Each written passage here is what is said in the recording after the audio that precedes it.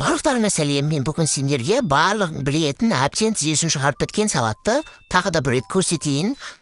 Батон нанды дәл осылай ұсақтап турайсыңдар. Ұсақтап емес, әрине салаттың бетіне әдемі көріну үшін кішкене фантазияларыңызды қосатындар, дәл духовкада тахырлатып пісіріп аласыңдар.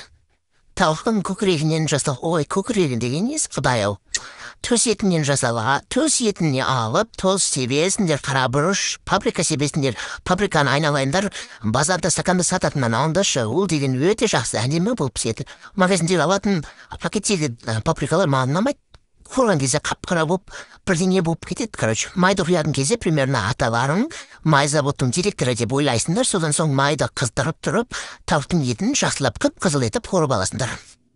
Айсбергті қолымызбен соқтап тұра балам. Айсбергтің орнына пекинский капуста қолданып жатады, өздерің білесіңдер.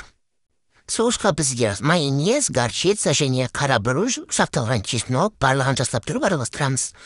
Осылай сахарлап қып-қызыл болып шыққан қатарлақ сухариктерімізге сасық чеснокты езіп, оливковый маймен, яғни зайтун маймен кірпіштен бек бойынша мұрышты қосып жасап араластырып, сухарикке салып, жақсылап тұрып араластырасыңдар, дәмі мощный болады.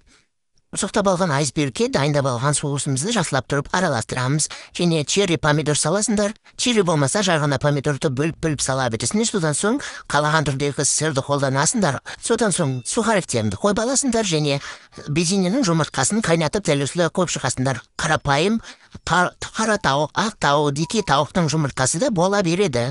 Содан соң байыммен, бала шағаммен таласып жүріп, әрең апалған тауықтың етін дәл осылай шықтап турап аласыңдар. Әрең салаттың бетіне әдемі еті көрінетіндей етіп турап шығыңдар. Артық қалған соустарың болса, тағы да үстіне сүйіп жіберсеңдер болады. Сонымен біздің тізе шығып кеткен салатымыз дайын. Сендер де жасап, тізесін шығарыңдар, әбден жыртылып бітсін. Жаңа жылға міндетті түрде барлығын жасайсыңдар, білемін. Каналға тіркеліп, лайк басып, менің YouTube каналымда жаңа салаттарды көріңдер, қыздар.